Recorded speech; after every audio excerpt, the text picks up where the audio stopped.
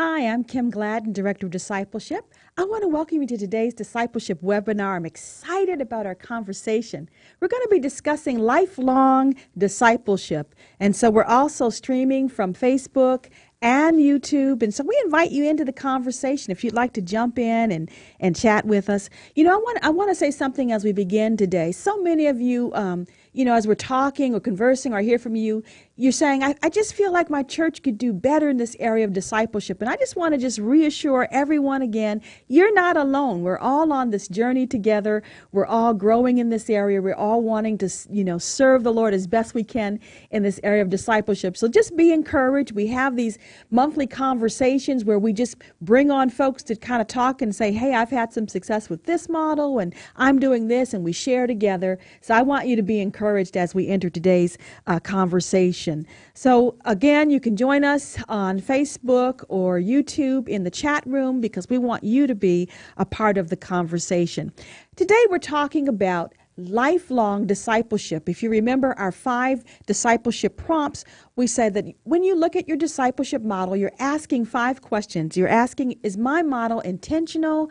Is it relational? Is it holistic, multiplying, and lifelong? And so we've been kind of following through that pattern with our webinars, and today we're coming to lifelong discipleship. So you might be asking, what do you mean by lifelong discipleship? But what comes to mind is that we're talking about all ages and all stages, discipleship for all ages and all stages. I think of it kind of as 2 prongs. And we're excited today. My co-host is Jackie Bledsoe. And Jackie, thank you for being co-host today. Jackie's our CMAD resource specialist. So all of you who are using the resources on our website or contributing, you probably know Jackie, maybe by name and email, but here he is again in person, in face. Welcome, Jackie. Glad to be here.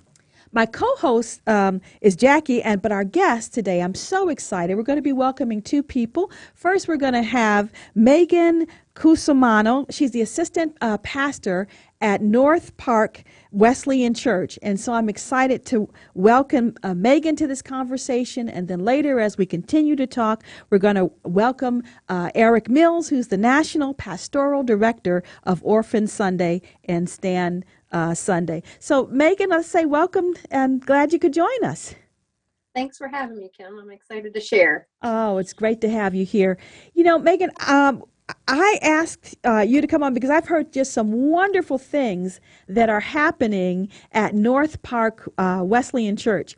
And the first thing I want to say is sometimes people just get this picture in their mind that everything's happening at, in big places, or you have to have, 5,000 people. But you are coming to us from Cuba, New York. Tell us a little bit about Cuba. So let's dispel a few myths right up front. Cuba, New York is a small rural community in Western New York. Our population is about 1,600 people. But our church generally sees an average of attendance between 180 to 200. And I think it has a lot to do with our church being intentional about discipleship and outreach. And the community is a tight-knit, small community. The nearest city is an hour and a half to 2 hours away. So we're a small town. There are like cows right down the street from the church. We're small. I've actually lived at a place I lived in Delhi, New York for one summer. And that's where I first encountered the sign, cow crossing. Mm-hmm. Yep. But I said that, all in all seriousness, just to point out that great things are happening across the Wesleyan Church, and doesn't matter if you're in a rural community, it could be a smaller community, it could be a larger community. So Megan, I'm so excited to have you here. When I say lifelong discipleship, what comes to your mind when I start talking that language, lifelong discipleship? When you say that, I think of my whole entire church. That is just it. From the nursery to the people who are our shut-ins, that is lifelong discipleship. There isn't any age where you should disciple more or less. I feel that we need to start as soon as those babies walk in their arms into the church with their moms, and see it through all the way, because there is always room for growth, and we need to be so intentional about sharing that at every age group and not just focusing or getting pigeonholed on one area or one group of people. It's the whole church. And I think that's something that we have improved on at our church, and it has made a significant difference in our community because it is for all ages, and it doesn't start at a certain age or when they can read or when they're teenagers. It's across the board, and we need to make sure that we're recognizing all of those age groups, so it is lifelong discipleship. I agree, all ages and all stages. I was remembering something that happened when I was discipleship pastor at Eastern Hills Wesleyan Church. And in one of our grow classes, we had a woman who was 95 years old. Wow. And she was faithful, she was alert, she was participating. And I was asking her, at this stage, she said, I just want to keep growing and learning. So 95, I was so impressed. And when I hear you talk about that same kind of all ages, all stages, cradle to grave discipleship Right. journey. So We should discount any age because everyone has the capacity to continue to grow in Christ. So don't discount anyone. absolutely. Well, why don't we start by having you tell us about your role at North Park and tell us about your discipleship model. We're always curious to hear what are the models that are being used. I am the assistant pastor at North Park. I've been on staff here for 10 years. Initially, I was brought on to fill in for our children's ministry youth director who had resigned and gone on to a different position. And what had happened is it looked like the ministries that he was in charge of were going to close, and we really didn't want them because we saw them as valuable ministries. So we started really intentionally focusing on children's ministry. It seemed to be an area where we weren't really invested, and we started investing in that. And over the last 10 years, we've seen significant growth in children's ministry and the church. And during that time, we developed a discipleship model.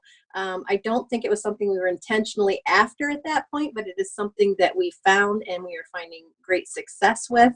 And so there's a couple of slides there if you want to pull them up.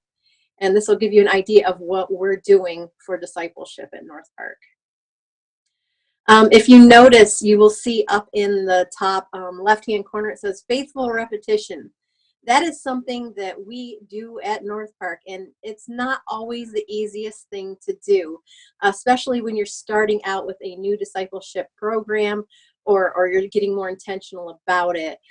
Initially, when I started in our children's ministry, and specifically the outreach ministry, we had 18 kids, which is a good amount of kids, but we had to keep going and keep going and keep doing it. And the first few years were really quite difficult.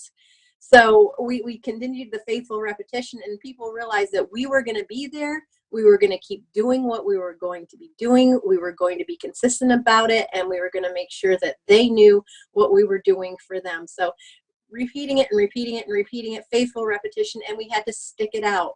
And sometimes that wasn't easy. And it's not just children's ministry, but all of our ministries. Sometimes, especially when you're starting something or people are skeptical about, okay, this new ministry, you have to stick it out. And sometimes it's not always the easiest thing for you to do, but being faithful and sticking to what you are doing and sticking to your philosophy, your mission statement, your direction, and the call of Jesus to go and make disciples. So you have to stick it out. It's imperative that you do. Now, the next quadrant on that slide is constant reevaluation. We constantly and faithfully repeat what we do. We continue to stick it out, but we are also reevaluating what we do all the time. Is this ministry effective? Is it still reaching people? Is it having an effect on people's lives? Are we seeing life change from what we're doing? Is this truly leading to helping people to become disciples of Christ and make more disciples themselves? So there's a constant every single week, there's a reevaluation of what we're doing and is this worth doing, and should we keep doing it, should we change it, which leads you to the next corner down there on the bottom, constant tweaking. And that's something that we do with all of our ministries. We're always looking for ways to improve them, to make them better, to take it up to the next level, because that's important. It's important to faithfully do what you've always done, but you should always be seeking for ways to improve that discipleship and make it more applicable to people's lives and give people the opportunity to see the possible direction that they can go in through us taking it to the next level. seeing what we can do better, better outreach, better prayer, better anything that we can possibly do to improve a ministry or an outreach. And that's the constant tweaking model.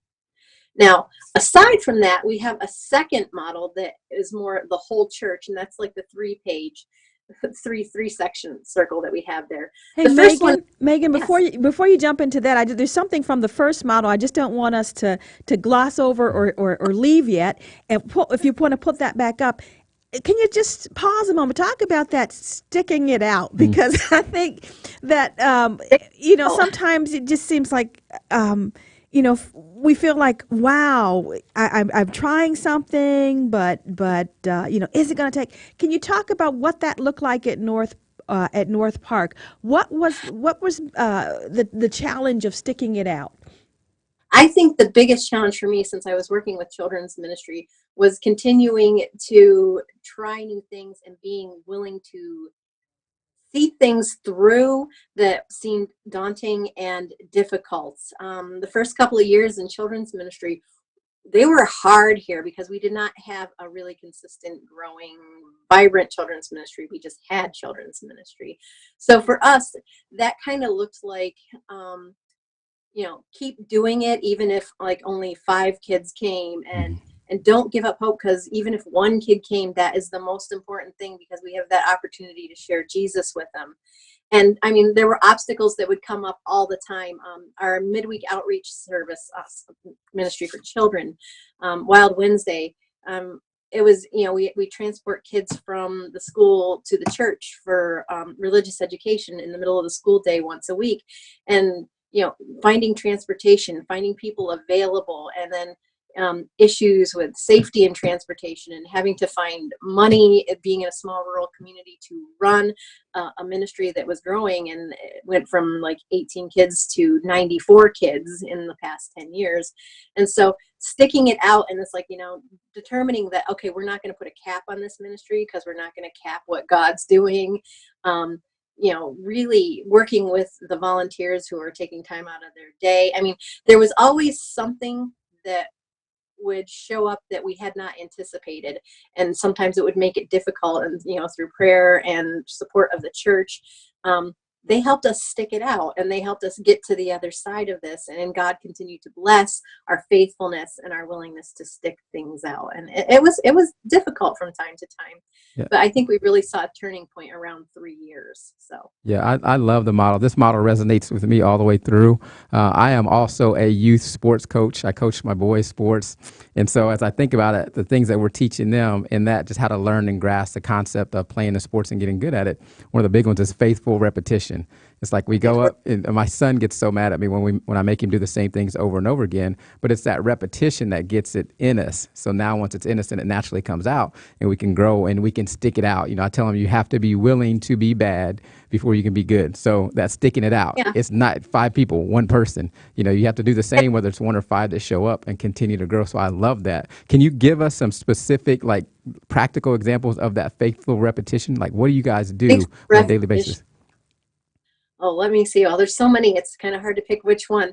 The faithful repetition, I think in most of it, there are some outreach ministries that pull off of our midweek ministry to children. And faithful repetition, I mean, as kind of finding out what they like and how we can best reach them for Christ. And then sometimes it's just exhausting. I mean, we're talking children's ministry here. And so it really requires a lot of effort, a lot of man hours, a lot of woman hours, a lot of work. And sometimes it can just be so, I mean, it just totally tires you out. But to realize that God is going to do something great with what we are willing to invest, and to be faithful and trust in Him that He's going to use what we're doing. And as we stick it out, sometimes it doesn't always work.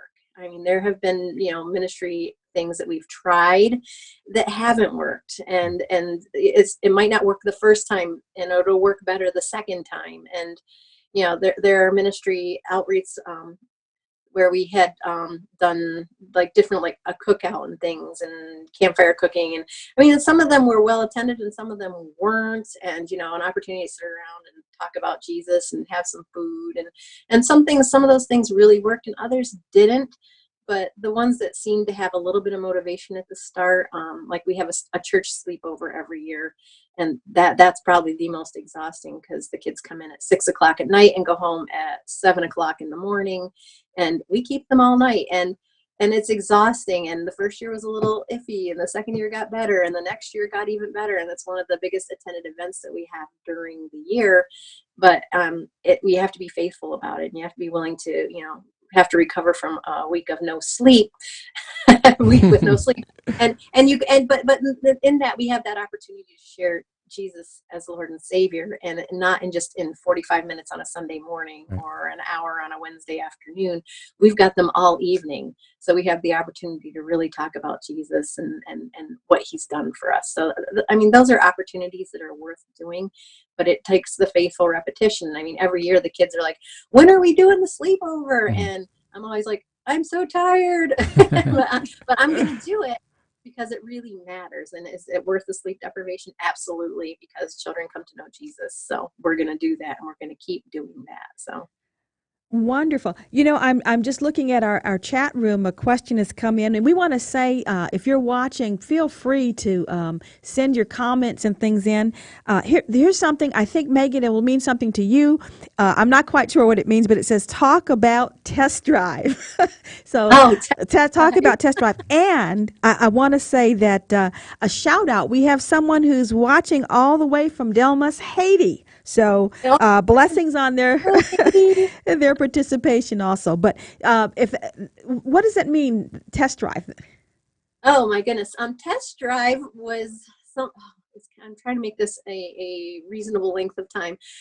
Test drive sprung off of our children's ministry midweek outreach. What we were seeing is that children were coming to Christ in our children's ministry and then going home and sharing that with their families. A majority of the children that we see in our outreach, called Wild Wednesday, don't go to church. We are the only church that they get. Their parents, they have kind of left the responsibility of the spiritual upbringing to the church a lot of times. So we were finding that parents were coming in and saying, my kids know more about Jesus than I do, and I want to know too. And we're not, working with generations of people who had nice grandmas that took them to church or parents that took them to church. So the kids who were coming out of the children's ministry and going home were knowing so much more than their families. So we thought, let's make an opportunity to step out into the community and give the parents and the people of our community an opportunity to come test drive what it was like to be a Christian, or test drive Jesus, if you will. And so we opened up a midweek service in the coffee house on Main Street, and people can come in, and it's just, I preach that on Wednesday nights, and people come in, and it's just really basics of Christianity, how to study your Bible, how am I supposed to apply this, answering the tough questions that it seems like the Bible's silent on, but I want to live for Christ. And we have had people come to Christ through that ministry. We've had baptisms through that ministry, and it kind of just sprung off the need that we realized through our children's ministry that there were a lot of adults out there who really wanted to know Jesus and had not had that opportunity yet. We're on a little bit of a hiatus right now from Test Drive because I had surgery recently, but we're hoping to restart it again very soon. Did you actually call it Test Drive? Was that the? Yeah, okay. Actually called Drive, and it's kind of got like a car motif kind of logo that goes with it. And we had, people that I'd never seen before, and it's a small community, just walk in off the street, and lives have been significantly changed. And it all sprung off of the need we realized from our children's ministry and the parents who wanted to know about Jesus too. Wow. It's amazing how when you go through the children, when you don't neglect the children, you reach them first. They were the person that reached their parents and other people in the community. It started a whole movement, it sounds like, just from reaching some children. Well, it seems to us that it's kind of upside down. Before it was, the parents bringing the children or the grandparents bringing the children, and now it's backwards. Parents kind of run their lives according to what their children are doing. So the children, they've fallen in love with our outreach program. It's a ton of fun. They get to learn about Jesus, and they get, some really good information, and they go home excited and tell their family, and then their family will start coming to church. So it's really exciting to see that happen. But it's also amazing the number of adults who really are hungry for Jesus and don't know, and their kids are taking them there. I give out more children's Bibles in a year to adults than I do to children, because that's the best way to catch them up on Jesus and help them when they come to church on Sunday, so that at least they have an inkling of what we're talking about until we can work with them and help disciple them as well. Can you talk a little bit? You've mentioned it before. This Wild Wednesday. What Uh, happens? What specifically happens at Wild Wednesday? I'd like to what know. oh my, If I it came is to a Wild exactly Wednesday, what's going on? It is exactly what the name is so appropriate. It's actually release time religious education. Many states allow for an hour of religious education during the school day, but it has to be off site. So we transfer kids off from our Cuba Rushford School District to North Park Wesleyan Church for it's supposed to be an hour-long religious education program. It feels like 15 minutes. But we have 2 bus loads that we bring over from the school. It's about a third of our elementary school that we clean out on Wednesday afternoons. So it's like, bye guys, we're taking the kids. And we have a fantastic time. We have a theme song every year. The kids have opportunities to memorize Bible verses. They get a Bible lesson. If they do certain tasks, they're on teams, they can earn points.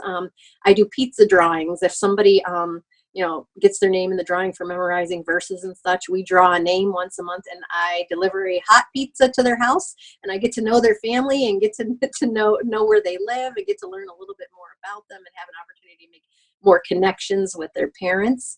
So it's actually fantastic. And so we have that lesson, and then we have I have 14 leaders who take time off during the day. The kids split off after the big lesson and work in the small groups with my fantastic team of volunteers, and they help draw them to Christ. And then twice during the year, we give the salvation message, and you have a picture of that, actually, a whole bunch of kids holding Bibles. This was from last Christmas. And I think there were 18 salvations I'm not sure, I haven't counted that one. I'm starting to lose track. But these kids are given the salvation message, and we don't mess around about that. That is serious. Each of these kids are interviewed when they accept Christ to make sure that they're not messing around with Jesus, because we don't mess around with Jesus. And they profess faith in Christ, and we make a big deal out of it. They get a birth certificate in Christ, and each kid gets a new Bible. And this is the day the Bibles came, right after Christmas time. And so we were taking a picture of them with their new Bibles. But yeah, Wild Wednesday is crazy. It is absolutely, honestly, it feels like 15 minutes, and it is the best ministry. And truly, it has had a significant effect on our church. We went to 2 services 3 years ago because this ministry is helping to grow our church. So The students who are coming from the schools, they're not all Christian, or? Oh, not at all. I would say out of the 94 kids that we had last year, 15 or 16 of them maybe go to church on a regular basis or have some kind of training at home religiously. A majority of the kids who come don't have church, don't go to church, and we're the only Jesus they're getting in their lives. So this is a fantastic opportunity, and our school district loves us because they're seeing a positive effect in the behavior of their kids, and they know that they can count on us to come in and encourage their kids. If there's a problem with one of the kids, they know that they can call and we'll come talk to them or whatever. So it's been a wonderful adventure. Crazy, but yeah, Wild Wednesday is wild. I'm curious, is that rule or law that you can take them out for an hour of religious? Yes, many is that statewide? states. It's New York New York State, statewide, okay. but there are other states in our union that allow for that. I've heard that all of them do, but I have not researched it completely because I'm busy doing it in New York. But a lot of states have religious release time education. Actually, we originally were calling it that, and it sounded like you were getting out of jail. So we changed it to Wild Wednesday, and it made it way more fun. Wow, that's what an inroad into the community, and I'm just surprised that families would, or students would sign up who weren't Christian, would sign up to come to Wild Wednesday, or maybe it's just to get anything to get out of get But out of school. that might be something to go with it. Yeah. Yeah. Um, the kids love it. We make sure that it is enjoyable and we're having fun while we're learning about Jesus. It's very hands-on. our church's motto is kind of, we love noise and mess, so we love kids, and we make a lot of noise and we make a lot of mess. And it's not that we don't have serious lesson time. We have serious lesson time, but we want to make them stick. So, we get our faces covered with chocolate pudding or do ridiculous things that, you wouldn't normally think you do in church. And so we want the kids to leave and go home and see these things. And we want them to think, oh yeah, I remember that lesson in Wild Wednesday. I need to be kind to others, or whatever it went with it. So we make it fun. And so, yeah, you get out of school and you have fun. So it's a win-win. Megan, we have a question in the chat room. Someone's wondering, do you send release forms home with the children to sign up for Wild Wednesday? So the practicality. Yes, you. Here they are. They're right there in front of my desk. She's prepared. No, actually, I'm working on them because we start on October 3rd. We start officially for the year on October 3rd.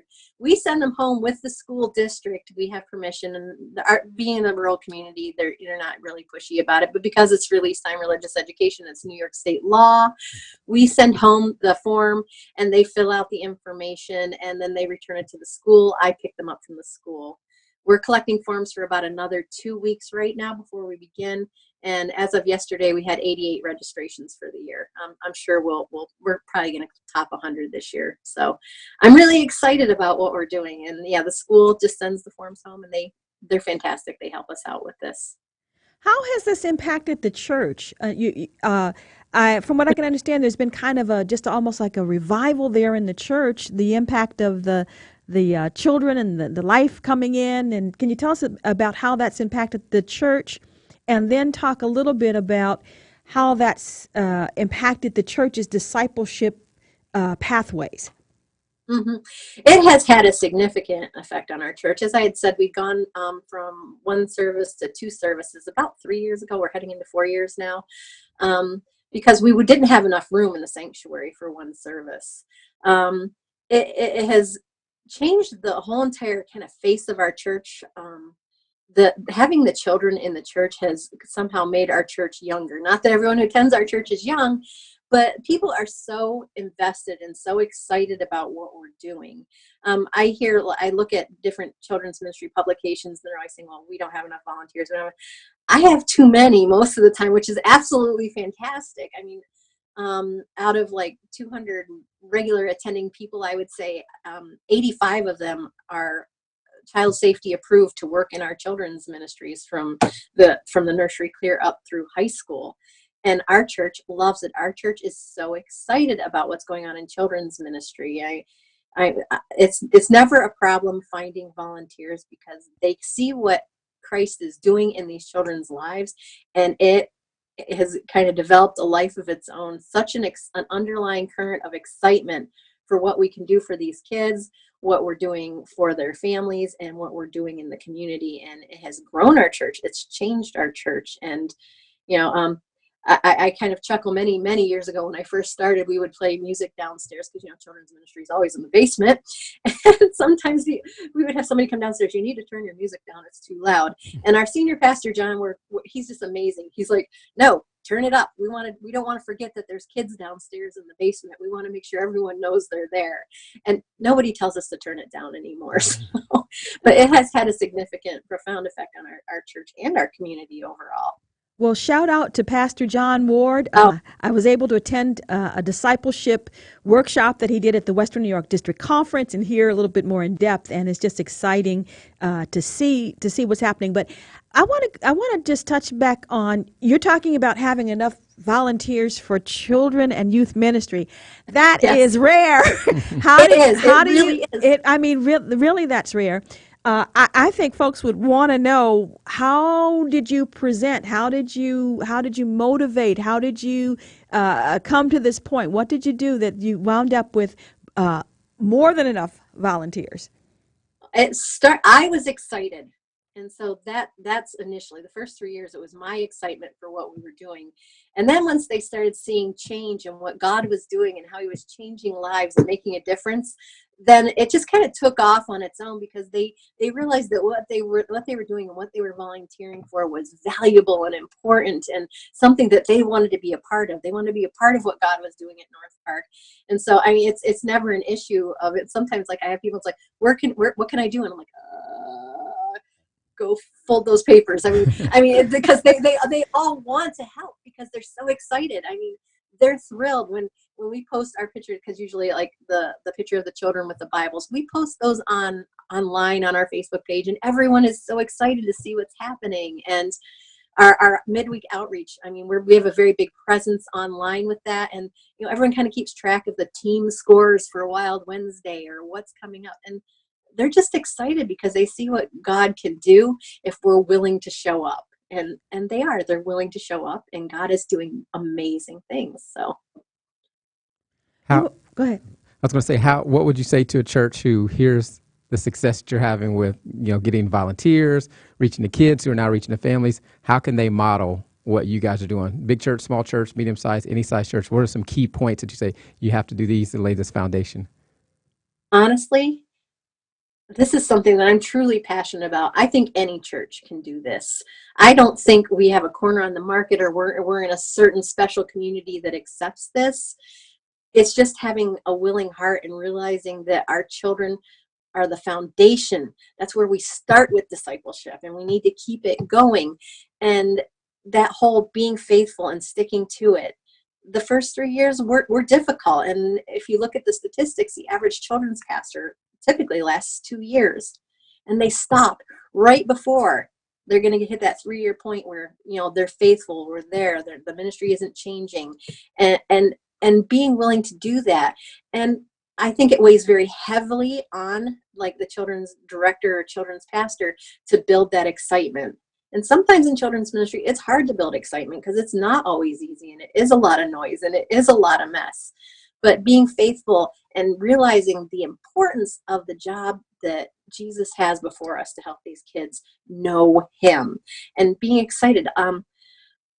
Sometimes I get overwhelmed with all of the things we're doing in children's ministry. But the other day, I'm walking out of the school after I picked up our registration forms for Wild Wednesday, and I'm like, God, I get to do this. We get to do this. We are given this fantastic opportunity to help people change their whole eternity. We get to do this. And so in those first 3 years, those hard years, those startup years where you're building your reputation in the community, and you're trying to reach out into your community, and you're trying to help people see that you truly, honestly care for them, that's hard. But once you turn that corner, then the momentum gets a little bit easier. You're not having to do as many face-to-face, will you please come help us, or would you try children's ministry for a month, and if it's not something that you feel comfortable with, let's find you something else that you're more comfortable with in the church. And so initially it was difficult, but my motivation, my direction was always ask in person. But once we had the motivation going, and they were seeing the success in the children's ministry, then it just kind of took off on its own. But you have to be willing to do that, faithful, follow that discipleship model so that it will happen. Megan, and when we talk about all ages, all stages, is there anything on the other spectrum, away the other side, that you want to mention about in terms of the discipleship model there at the church? The second slide that I had sent you, the 3-piece slide, is basically the rest of the church. Kind of, we celebrate together what's happening from the nursery clear through to the end of life, and we celebrate those successes, and we continue to move people in that direction. So we're encouraging them to take their next steps, whether it's an adult or a child. Baptism, membership, we have classes that they can take, that they can continue to learn more. We're also starting a new continuing education class in the evenings on Sundays. They run in 6-week categories, and we offer classes, how to study your Bible. We can't assume that everyone who walks through the door, or even those who've been going to church for years, really know how to study their Bible. Church leadership, how to be a good leader, different books of the Bible, marriage classes. So we continue to direct people so that they're continually growing in Christ. And then at the bottom, you see communication, and we're constantly communicating these opportunities. You have this opportunity to grow in Christ. You have this opportunity to serve your community. You have different opportunities always available to continue to grow in Christ, because we should never stop growing in Christ. Megan, I saw something on the website, and I'm just curious. So I'm just asking. Yeah. It was a summer attendance challenge. Now we all know, particularly if you live in Western New York, we only have a couple short weeks of summer and Get out of of here. good weather, and people just use that time to just kind of disappear from church, and we all, kind of come to expect that dip, that summer attendance dip in Western New York. What was the summer attendance challenge? What happened? How did it turn out? This is something where we have approximately 10 weeks of summer, and we encourage and invite our people to attend at least 8 or 9. I'm trying to remember. We just gave the award away. Sundays every summer. So that you don't take a vacation from God. You still need to go to church, and you don't have to go to church at North Park. If you're traveling somewhere, go to church somewhere. Bring us back a bulletin. Put your name on it so we know you went to church. And so then we have a drawing at the end of the summer. And every year we give away something different for the person who was steadfast and following through and seeing Jesus all summer long. And we've given away amusement park tickets. We've given away an iPad. This year it was a gift certificate to our local grocery store that went to a single dad with 2 kids. Fantastic. Couldn't have asked for a better winner. But so we encourage people, okay, this, don't take a break from Jesus, and so it's kind of an interesting way of improving attendance. But in all honesty, we saw a 20% increase in our church attendance through this summer attendance challenge. We haven't really witnessed any significant growth since we started it, but that 20% is still there. And so we continue to do it, and it's kind of fun, and everyone, it's like, you were in church, so it's really kind of a neat thing that we do, and it encourages people to stick with God throughout the summer. Don't take a vacation from God. I'm hearing in your comments, as I'm thinking through our discipleship prompts of being intentional and relational, holistic, multiplying, and lifelong, I'm hearing just threads that are woven into what's happening there at North Park. And one thread, when we talk about holistic discipleship, that it goes outside the walls of the church, that we extend, what it looks like to love Jesus. Is there anything in the community, or anything that connections that you can tell us about that you have there at North Park? Yes, our community, we do something every year. It's called Love Cuba. We go out into the community and do things. We contact our Chamber of Commerce, our village office, and say, what can our church do for your community? And they give us a list of chores that we can do. This year we painted street sign poles. We've painted fire hydrants. We have a local opera house in our community. We help pull up nails out of an old wood floor so that they could refurbish it. So we do a whole bunch of things around the community. The Chamber of Commerce actually invited us to be part of the Chamber of Commerce because we do so much with the community. And at Christmas time, they do something called a small town Christmas. And they contacted our church and asked if we would be willing to do a nativity scene near Santa Claus in the park. So we actually did that, and it morphed into a drive-through nativity around one of our local parks in town, where you can hear the nativity story on the radio, and different people from our congregation dress up as different scenes of the nativity and the story. And so people get the gospel message by driving around the park and listening to the radio. And all of these things started with the relationships that we formed with our community. That's great. Want to say thank you, Megan. We're going to be bringing Eric in just a moment, but thank you, all ages, all stages. And here's a church, an example of a church that really, out of the youth ministry, saw just this influx into the church and a turnaround. So it's kind of, we're always thinking the other way, but here, out of youth ministry, we see this tremendous growth and just all these exciting things happening. So why don't you just close with just one statement of encouragement to those who are in youth ministry? Because I know I can't encourage folks enough in that area. Yeah, I can't serve in that area too much. Yeah, but we can encourage them, yes, Jackie. Encourage them. What I want to add this real quick is that just your passion. You said you love this. I think that is a key, but you exude it. So I'm sure that you can encourage some folks who are in this area as well. You got 1 minute. I want everyone to know that they can do this in their communities. If you've got a church and you've got a school and you've got your Chamber of Commerce, start going to them. Stop expecting them to come to you, and show them how much you love them, because it's changing our community. And of course it's changed our church, but we can see the change in our community, and everyone can do this. I mean, it's not necessarily you have to have certain skills. You just have to have a willing heart and find out what your community loves, what they need, and get out into it. Thank you. Thank That's you. great. We want to bring on Eric Mills now. Eric, we're so excited that you could join us. You're from a different time zone, and we're excited that we could make the connection. Eric is the National Pastoral Director of Orphan Sunday and Stand Sunday. Eric, are you there? I am. It's great to Great. be with you guys. Wonderful. Wonderful. Um, Eric, first of all, you are someone who is so passionate about children, about youth, as we're talking about this whole lifelong discipleship. It just kind of naturally flows into some of the things that you're doing.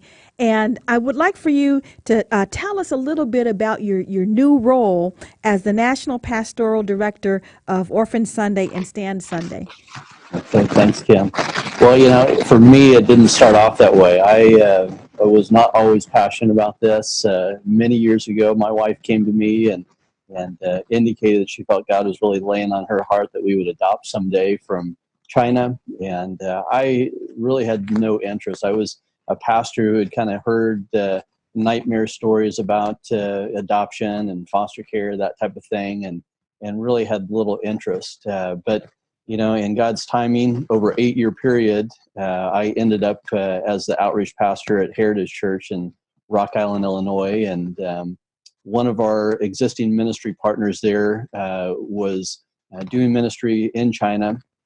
I took one of our mission teams over there and ultimately ended up meeting our daughter, who we would end up adopting. And really through that whole experience and my role as an outreach pastor, God just was really challenging me. And when I think about discipleship and I think about growing in our faith and our journey and becoming more like Christ and what is He is passionate about and what He is challenging us to be passionate about, that's really what led to it. And so ultimately, I just, as the outreach pastor, became interested in trying to present Orphan Sunday, and ultimately, even when I was still on staff there, became an Orphan Sunday coordinator. And so I have served as a Orphan Sunday coordinator for almost 7 years, but just this past April, joined the Orphan Sunday leadership team as the National Pastoral Director for Orphan Sunday and Stand Sunday. So it's something that I have done for a number of years now, and but like I said, it did not start off that way of being passionate about this. Well, Eric, I want to ask you. I want us to back up a little bit. Some folks might be saying, "What is Orphan Sunday? Yeah. What is Orphan Sunday? What is Stand Sunday?" Can you tell us a little bit about that?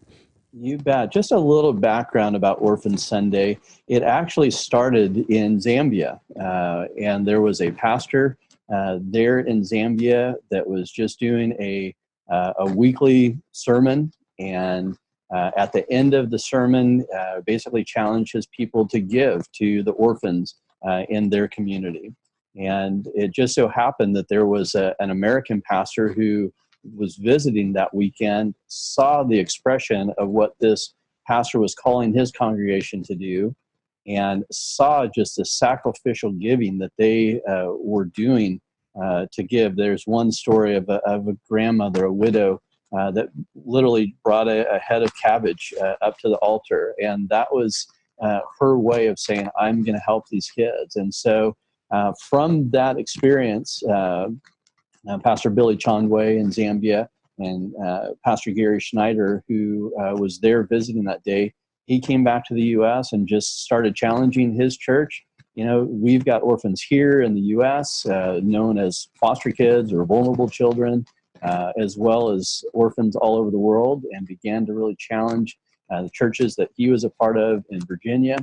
And so this happened in 2003, and over the last 15 years, we have seen a steady growth. That we've had about 5,000 churches participate here in the U.S., and last year we had 85 countries around the world that participated in Orphan Sunday. And so it's a way for really a church to, one, just bring awareness to their congregation, really about the biblical mandate to care for orphans and widows in their distress.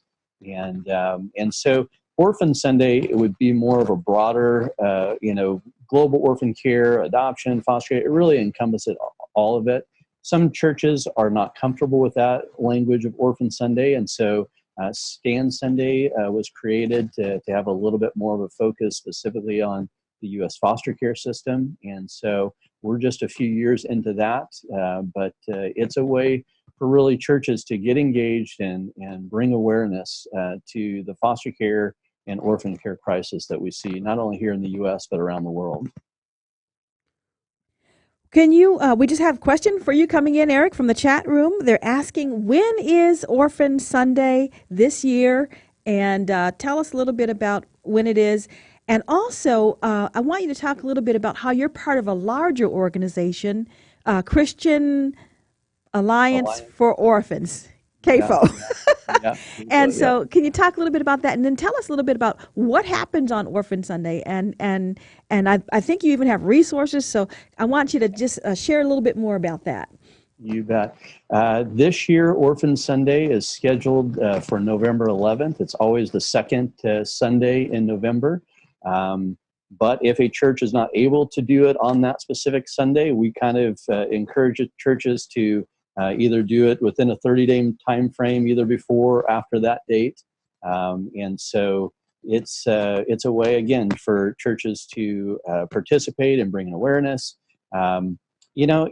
There's a broad spectrum of what happens with churches on Orphan Sunday. I look back on when we first did our first Orphan Sunday at Heritage Church, we simply showed the Orphan Sunday video that what we provided a link for and prayed for orphans. That's all we did. And then each preceding year, we continued to add elements to our services to where by the end of the time that I was still at Heritage, we were giving full service to orphans, Orphan Sunday.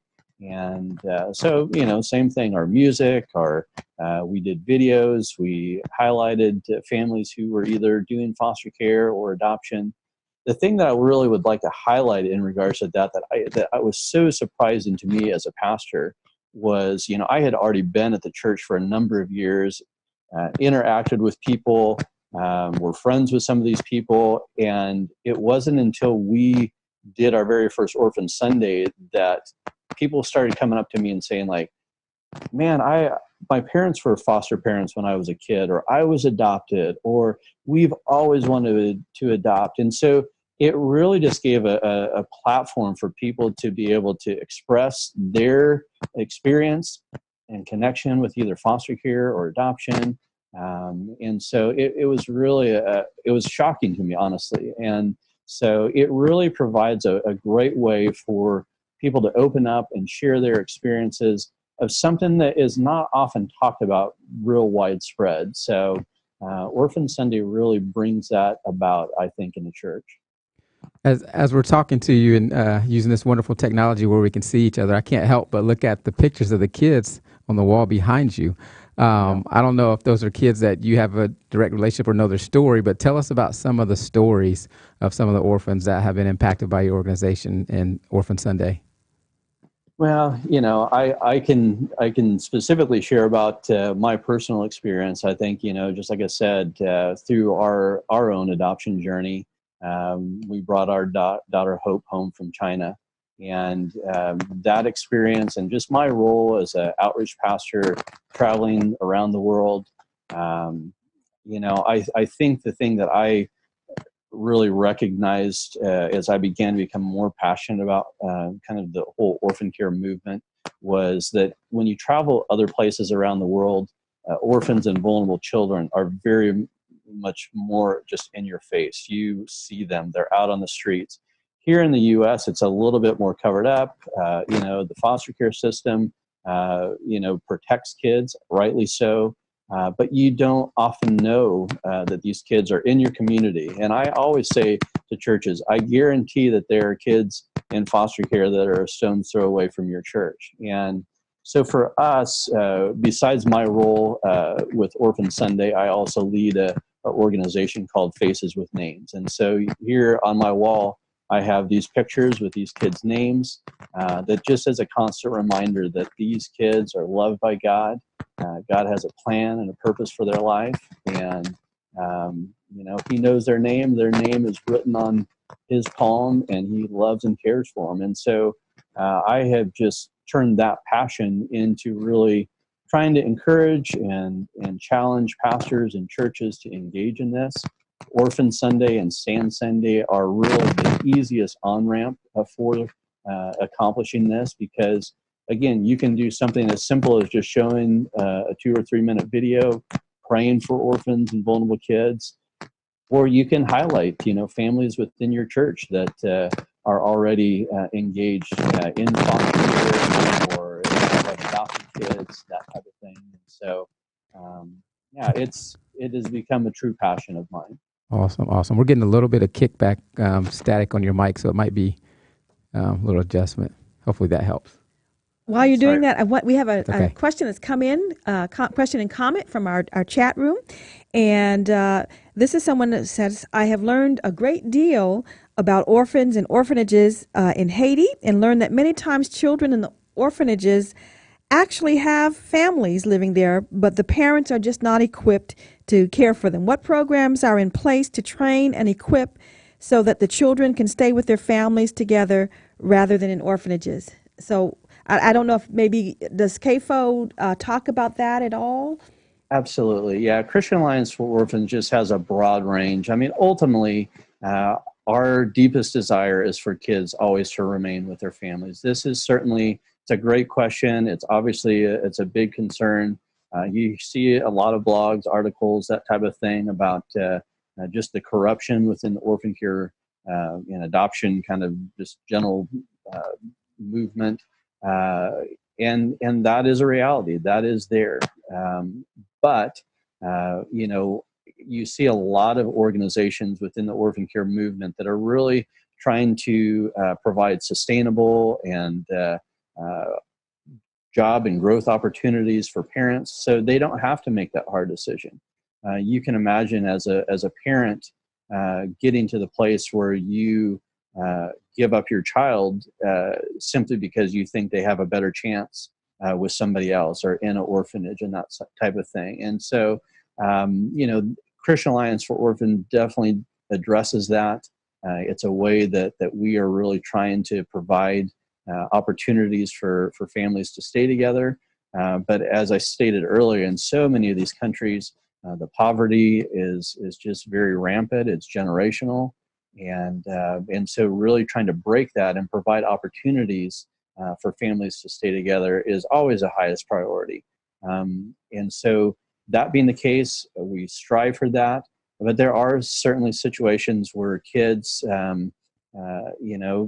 even if the parents choose to abandon them in an orphanage, a lot of times you just see addiction and a lot of other poverty issues that go into those decisions that are being made, and so those kids still need to be loved. They still need to be cared for. And so, as an organization, we certainly try to address all of those concerns and issues. We're very aware of them.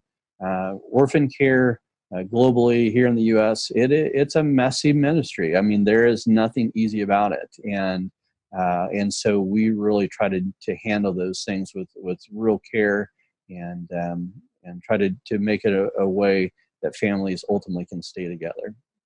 I hear you saying through these two Sundays, not only Orphan Sunday, but through Stand Sunday, on-ramps into the lives of children, because there's so many different ways. So through orphan care, but also through Stand Sunday, which is foster care.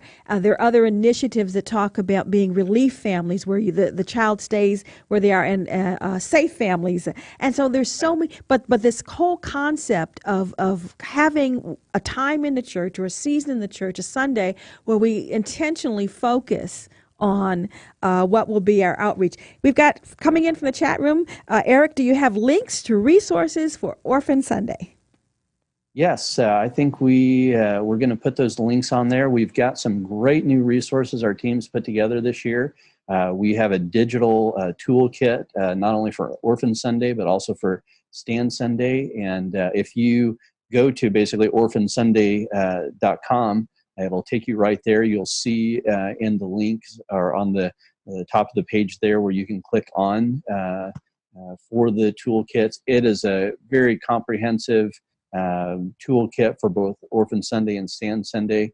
My email address also is just mills@kfod.org, and you're welcome to reach out to me if you have specific questions. We are here as a team to really provide ways for churches to engage in this and help them in their journey, whether they've done Orphan Sunday a ton of times or if this is something they're first considering participating this year. I think we were also going to try to have those resources in our chat room. That we're going to put the links.